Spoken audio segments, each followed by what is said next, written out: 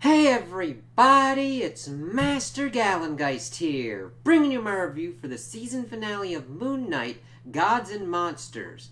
And I thought that this was okay. It does fall into the trap of certain Marvel third act kind of things where it kind of just escalates to a certain point and you're just like, alright, now granted we are dealing with the Egyptian gods, so you kind of want to get to that certain point, uh, dealing with the kind of power sets that you're kind of dealing with, but it definitely showcased that this plot was stretched out, and then somehow we got kind of fast pacing with a lot of stuff that wasn't as explained as it kind of needed to be.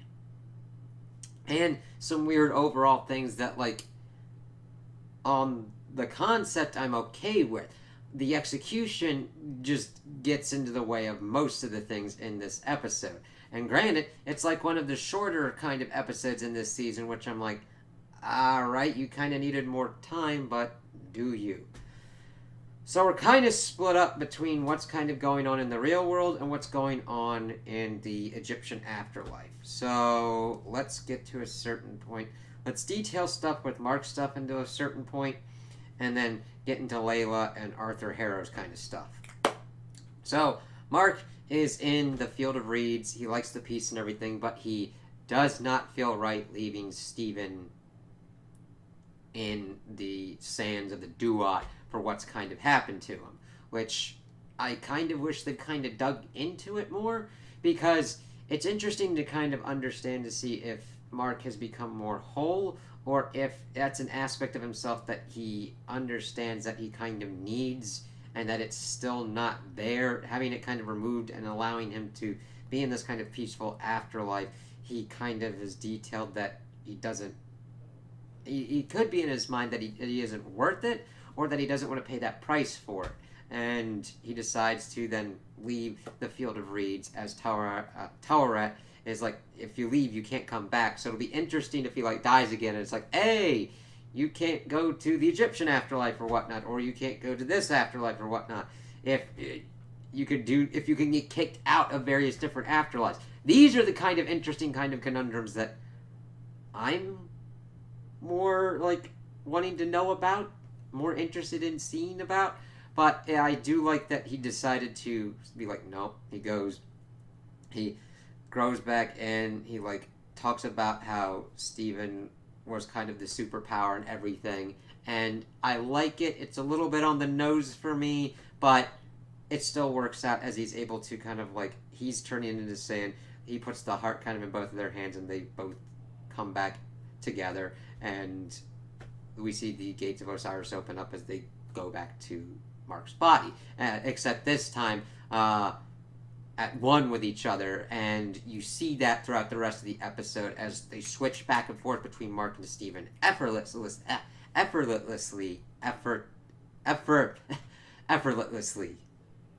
Fuck me. Without any effort whatsoever. Effortlessly. What the fuck is going on with my... I don't know. Effortlessly. Effortless. Without any effort. Okay, sorry. It's just, I'm trying to figure out what's kind of going on with how you try and say that. Effortlessly. There we go! It's the cadence that throws you off. Effortlessly. Ha! You motherfucker. Alright. But we'll get to that when we get to that. What we see has been going on, because it was alluded to that people were kind of getting like thrown down because of Arthur Harrow's kind of magic and shit. It's kind of more weird than that. Timelines don't line up as much as they should with that, because it's making it look like he just fucking went off and was just starting to like thunder judge everybody with like Amit's power and shit. And that kind of happens, but it kind of doesn't. Because we see him like, alright, we gotta do this. We're gonna release Amet. And then for some reason, his like two-headed crocodile thing makes one side into an axe. So it's kind of a little hatchet thingy with a crocodile head at the end. It's really fucking weird. And I'm like, why the fuck is that going on? And then they pretty much go out. Layla's trying to figure out what to kind of do. She's looking at Mark's scene, he's dead. People just kind of like fuck around with Mark's body a little bit. It's like, what the hell? Getting the Ushab tea and everything of Ahmet off of him, which I thought was with Layla, but there's a lot of kind of stuff that was like unclear how it was kind of like happening, so I'm like, alright, fine, cool. But then Layla's like, alright, I'm gonna go do this. She pretty much freaking Splinter Cells a motherfucker. Like, is able to kind of like ninja stealth take down this one person, get their kind of clothing and stuff, and follows the group as they go. They're stopped by like an Egyptian kind of like roadblock kind of thing, and then he's like, oh yeah, Aboosh! And then just uses the power, and people are like, ooh, and then falls down, except for one person's like, oh, this is the face of a good man. And then they're like going further into, they're like, we gotta go. It's like, alright, where are you fucking going? Layla is then trying to like go around. She's pretty much getting ready to go and freaking stab the motherfucker. And then Taweret is like speaking through the dead, which wasn't a power that I thought she could have done. Like, if it was an Egyptian god of the dead, I would understand that being within their wheelhouse. Now, granted, I understand that Taweret is pretty much being used as a god of the dead here. She's like, hey, Mark's trying to come back, so just kind of like, hold off, he'll kind of help. Hey, you can be my avatar if you want. It's like, alright, cool. And she's like, no, I'm gonna fucking do this on my own. And then, from what Layla has seen, I do not fault her. Like, most of her kind of decisions that she makes in here, I'm pretty much like, yes, you have made pretty much the correct decisions in this whole fucking shitstorm that has kind of occurred with everything going on. So, yes, I understand that Mark is like the central character, but Layla's the one who's like, I am dealing with the fucking insanity. I'm just gonna try and do my best here. If that means I gotta go shank a dude with a fucking Kraka hatchet thing, sure. But she just continues to follow them. They get to the Pyramid of Giza. Some of his people split off. It seems kind of really weird. Like, I don't know how his one kind of right-hand woman chick was in the pyramid and then somehow got out into Cairo that fast to start, like, judging people. But it's like, alright, whatever. And then, okay, here's where stuff starts getting kind of fuckity-doo-dah, fuckity-day. Layla kind of like goes off, smashes out Khonshu and be like, hey, listen, they're kind of doing fucking shit with Ahmet. And because they pretty much cracked her shit too, and she went nutty doo-dah, and immediately kicked the asses of all the rest of the Avatar gods. It's like Osiris, Hathor, I believe, and the rest of them that were kind of there. Like, immediately. Like, power scaling wise, these people could, like, seal Khonshu, but like Ahmet's able to fucking crack their asses like ain't nobody's business. It's like, alright, the plot needs to move forward and do this, so that's the only reason that makes sense to me. It's like, continue. I don't like it, but whatever. Like, I don't mind if the Egyptian gods got caught unawares or whatnot, but you're gonna see why I kind of have a problem with it because of certain things that it introduces later, because it's unclear, and I'm like, wait a minute, are the repercussions of this could be vastly fucking insane. So we see Ahmet kind of like backing around and doing her shit while Khonshu and Layla is like, Khonshu's like, be my avatar, and she's like, fuck you, dick shit, I'll do this on my own if I have to, asshole.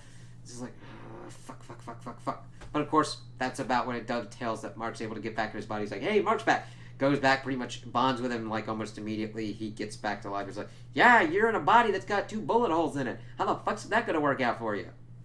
And then we see them shifting back and forth. He's like, listen, be my avatar. And he's like, yeah, we're gonna have kind of different kind of shit here, because it's funny, he never took Steven seriously, but Steven is able to actually kind of, like, help out and help Mark. Be like, listen, we'll help you here, and then we're done. Okay? Because it's interesting, because we had seen that Khonshu fought Ahmet in the pyramid, and he was pretty much getting his ass kicked. And it's like, alright, I can kind of get it, because he just kind of got out of there, but she just got out of there too. And she's like, you should be on my side. And he's like, I punish those that have done wrong. You're just freaking... Before it even begins, it's like, and then this fight continues on later. But Khonshu, of course, has to get his ass kicked the first time, so that way we can get to the second bit, so that way he's able to, like, have his victory the works out. I don't mind patterns and everything and going through the certain motions, but you can make it more interesting than that.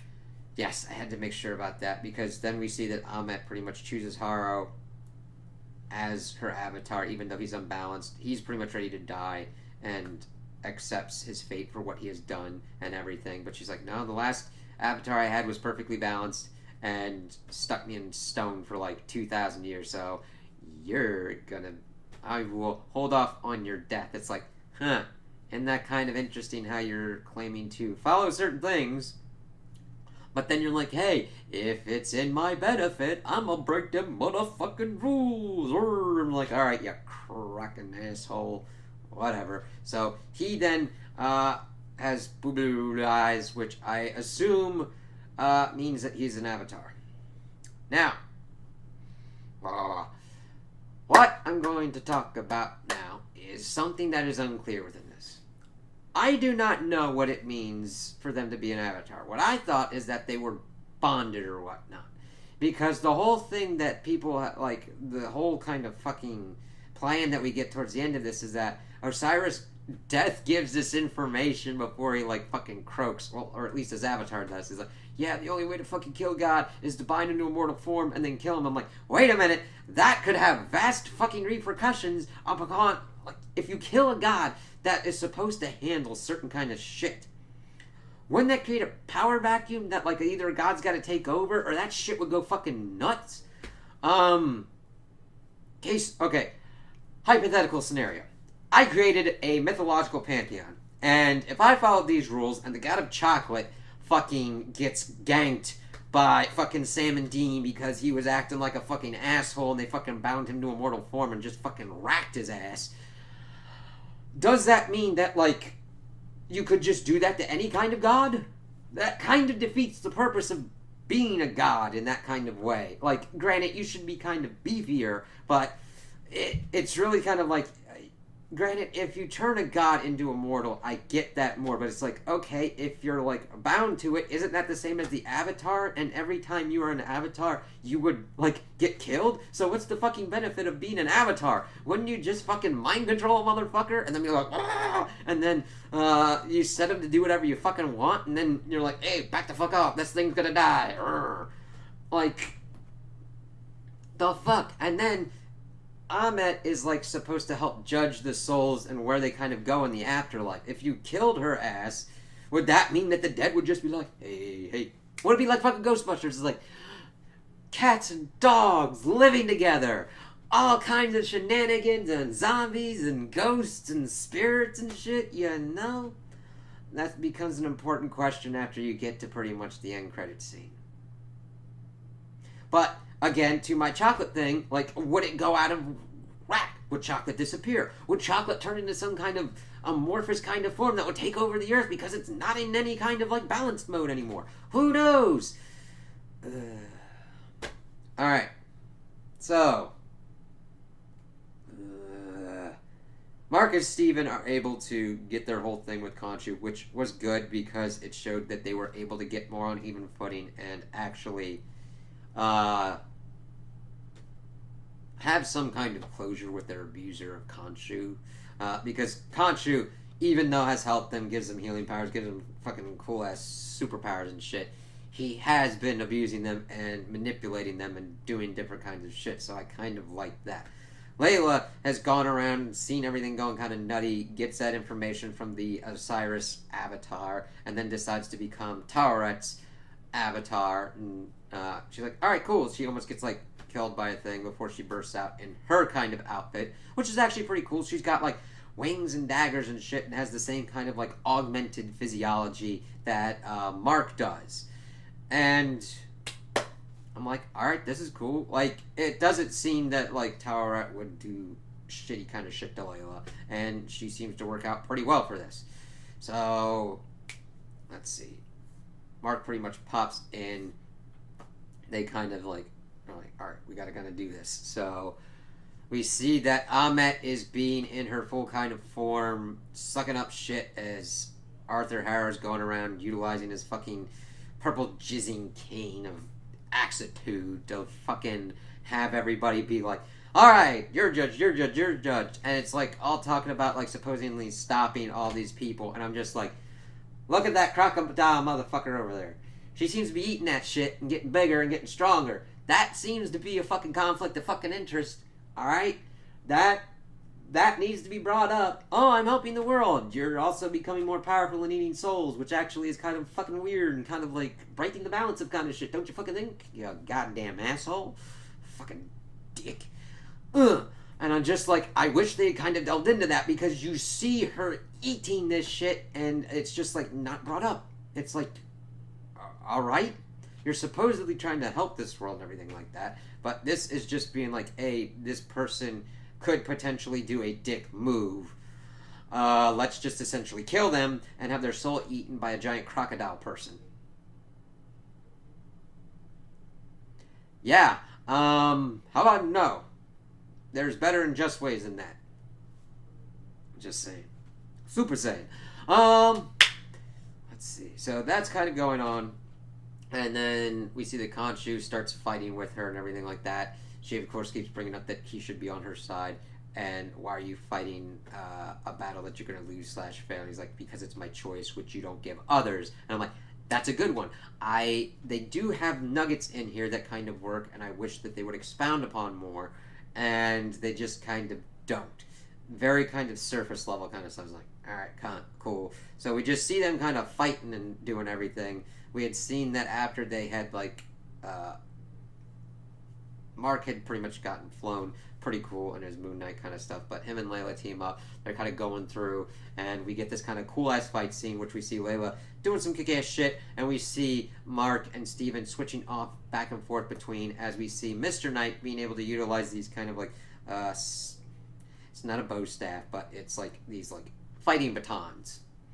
And they're actually pretty cool. And him doing his kind of stuff and being on par with Mark's abilities was cool to see as well. And they're just going through, they're trying to beat Arthur, and we see that they're switching back and forth between all these different kind of things, and we don't really see Mark and Layla and Steven doing much of the talking. It's mainly between Ammit and Khonshu doing the whole kind of philosophical thing, which is just surface level again.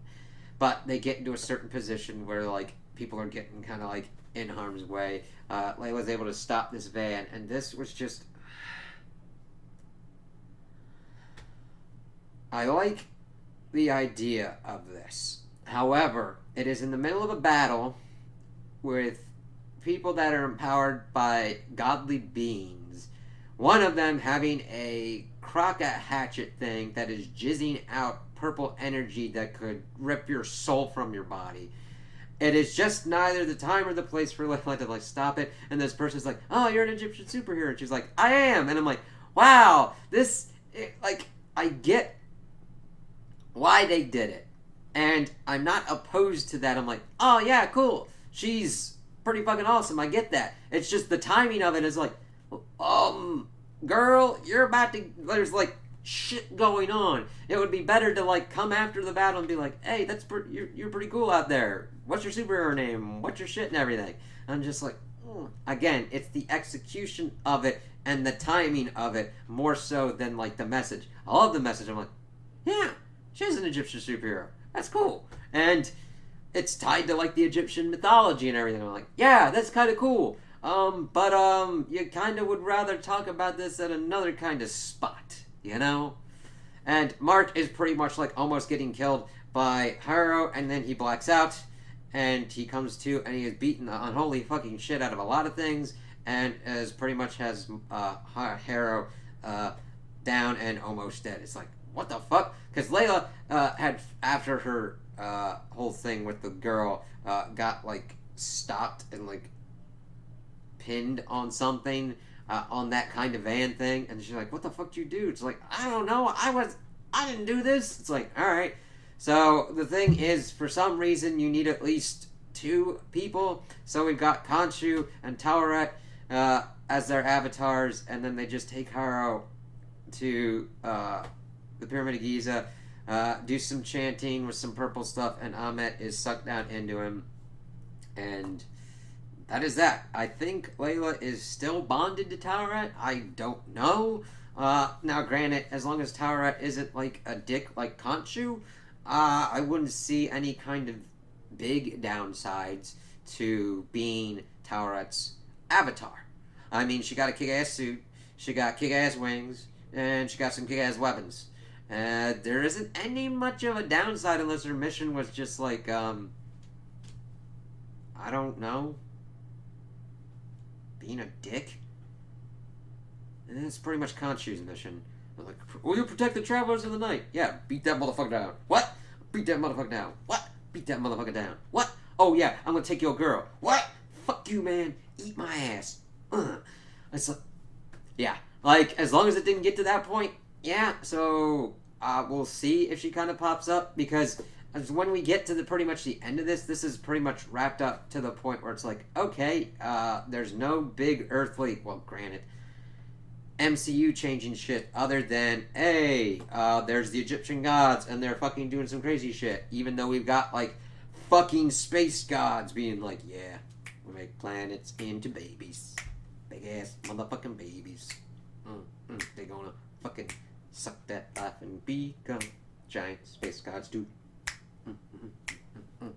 So, yeah, I don't even know what their power set and power scaling is for that shit because you always gotta have to look into that. It'll be interesting to see what happens in Thor: Love and Thunder because they are going to be introducing the Greek pantheon of gods because you have all the other different kind of pantheons as well in the Marvel Comics universe. So we'll have to see how that kind of shakes out and what that means. Are they gods kind of like these Egyptian gods, which could essentially be interdimensional beings that can only interact within our plane by being like, hey, we got to do this shit or whatnot, you know what I mean? There's always various different kind of ways you can deal with god powers on how stuff is. It's just another kind of level on another kind of level of what's kind of going on. All right, let's get back to business. So Khonshu was pretty much being like, kill that motherfucker. We don't know what she gonna do again. And I'm like, you're just saying what she would do, dickhead. And Mark's like, I'm done. And it's like, alright, fine, cool. So he gets out and he's done. And they're done. And we don't really get much. I don't remember much of a kind of wrap up between those two.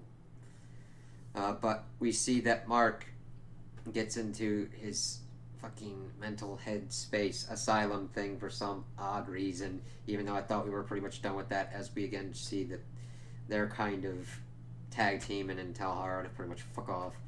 That might have been earlier, but that's a bit that like played in, but she's like, alright, fine, we did our did, we're done here. And then we find out later on that Hara was put in pretty much like an asylum, but then people like bring him out and it's like, what the fuck's going on here? This person's like killed staff, like I think I saw certain kind of blood and stuff in places, but he gets wheeled out into this white kind of limo. We see that Khonshu's there's like, oh, what you gonna do? It's like, oh yeah, I've got my own avatar. I still have my avatar and everything. Mark and Steven disagree with me, but there's another party involved that yeah, still my avatar. As he's sitting there in a kind of suit looking thing, and then we see the thing go down and we see the Jake Lockley persona is Khonshu's avatar still, and says, yeah, today you lose, and then shoots and kills. Well, shoots.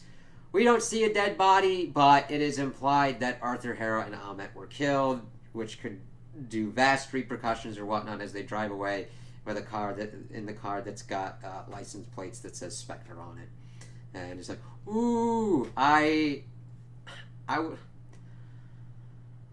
Marvel has gotten bad at pretty much teasing a lot of shit, but being very hesitant on doing the complete payoff. It's like, you think this is the payoff, but you need to actually deal with certain ramifications of what goes on.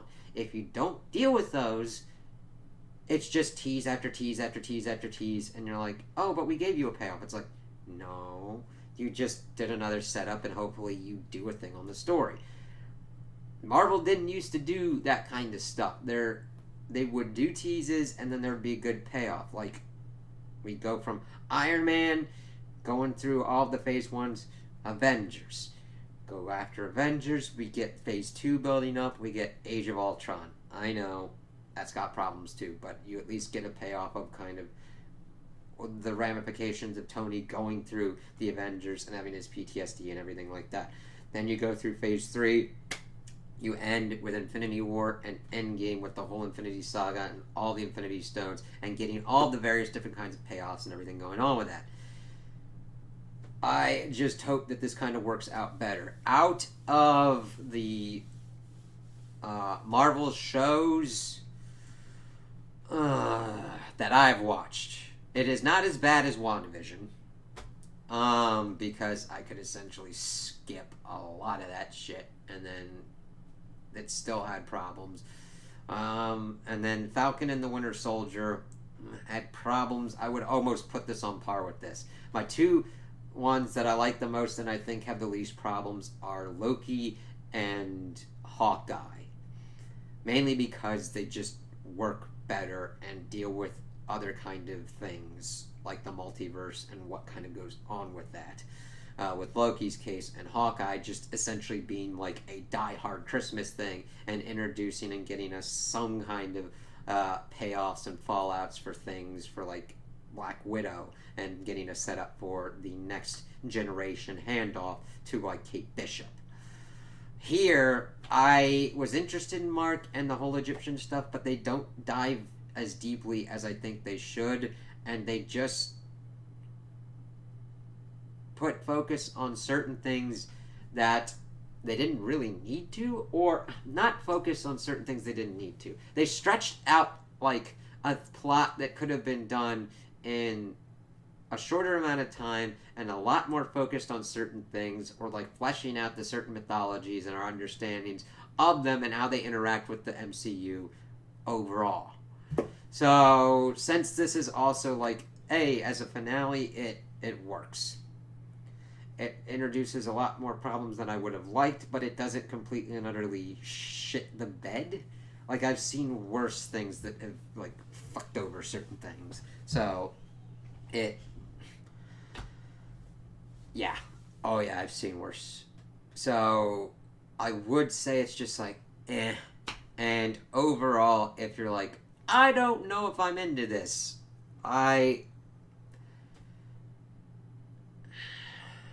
it's an interesting one to delve a little bit into the Egyptian mythology, but they don't do it enough. You know? Like, if you're like, I'm just gonna watch something with some Egyptian mythology. You could do worse. So, like, if you want to watch it, cool. I mean, there's at least some decent enough action, some decent enough kind of questions that you're like, oh, okay, but it never dives deep enough to it. And if you're like, I don't need to see every Marvel kind of thing, this is definitely one that you could just be like, skip at the moment, unless for some reason they decide to make Moon Knight a completely and utterly important character going on later on. But I would think that this would probably be more of a value-added proposition to help you deepen your understanding and appreciation for Moon Knight, because I would think they would probably be like, hey, here's a movie for him, or put him in with like a team-up thing.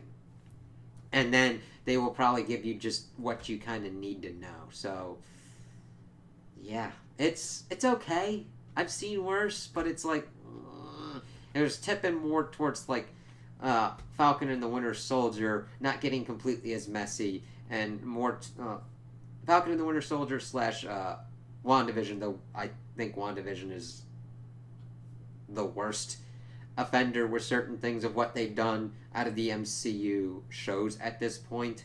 So it's be like WandaVision, Falcon and the Winter Soldier, because of the weird shit that happened, and then this one is kind of fighting with it, but a little bit above it. You know what I mean? Because it doesn't completely do some weird shit, but it kind of does. So it would just be kind of like, what? I don't know. They'd fight each other in my head. I'd have to sit down and really kind of plot out. But at least in Falcon and the Winter Soldier, I didn't need to cut an episode because of things. So that would probably... Yeah. If I gotta cut an episode like WandaVision, that means WandaVision, Moon Knight, Falcon and the Winter Soldier. Yes. Okay, if I gotta if I can chop off an episode and lose pretty much nothing of value, Yeah, that would be worth it. So, yeah, that's pretty much what I feel with the overall series and kind of how this one worked out. By the way, okay, that's what I want to kind of work back to. We're talking about the whole thing of like the gods getting killed. Were the avatars killed, and did those kill the gods? Or is there a special kind of ceremony of you locking in a motherfucker? Because we saw it, but I'm like, they didn't really differentiate enough from it to be like, hey, are those gods dead or not? We really needed fucking answers with that. So, those are my opinions on the episode. Tell me what you guys think in the comments below. If you liked it, if you didn't like it, if you agree with me, if you disagree with me. Also, like and subscribe, and I hope you have a good day.